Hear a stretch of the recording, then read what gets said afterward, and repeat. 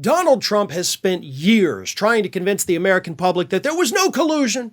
There was no election interference by any foreign country. The Russia, as he likes to call it, was a big hoax. It was fake news.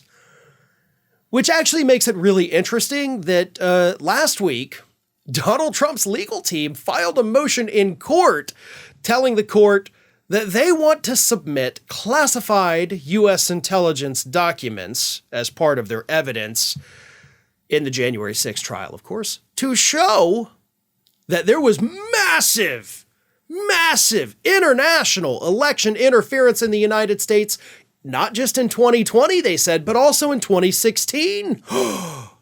The same election that Donald Trump swears there was no foreign influence. His lawyers are now saying like, oh, guys, whoa.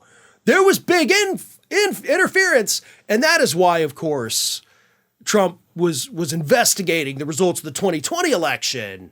It's not because of voter fraud or the voting machines.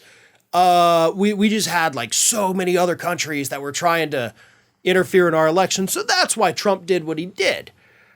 So it's certainly a brand new defense. It's a defense that definitely destroys all of Donald Trump's claims over the last few years. But let me read you this from the court filing from Trump's legal team. The indictment in this case adopts classified assessments by the intelligence community and others that minimized and at times ignored efforts by foreign actors to influence and interfere with the 2020 election. President Trump will offer classified information at trial relating to foreign influence activities that impacted the 2016 and 2020 elections, as well as efforts by his administration to combat those activities. President Trump will also present classified information relating to the biased and politicized nature of the intelligence assessment that he and others rejected during the events in question.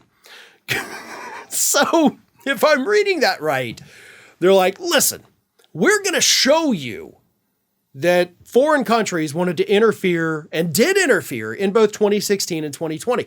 And then we're also going to show you that the intelligence community didn't believe these things. And then we're going to show you that the intelligence community did believe these things. That's how that reads, okay? I'm not making that up because you just heard me read it right from their filing. They were giving us all these reports.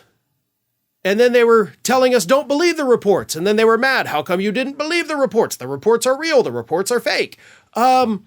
Yeah, this seems like a totally viable defense that doesn't destroy your talking point for the last 7 years that there was no collusion and no interference. So by trying to vindicate and exonerate yourself in the January 6th trial, you are in fact admitting that in 2016, you had help reaching the White House, and you were in fact the one who was the illegitimate president, not President Biden. Certainly not a defense I expected in this trial. But one thing we've learned with Trump, you always got to expect the unexpected, and there is no limit to how stupid this man can get. Ring of Fire has fresh content 7 days a week, so if you want to be reminded about it, don't forget to subscribe to the channel, hit the little bell to be notified every time a new video goes up.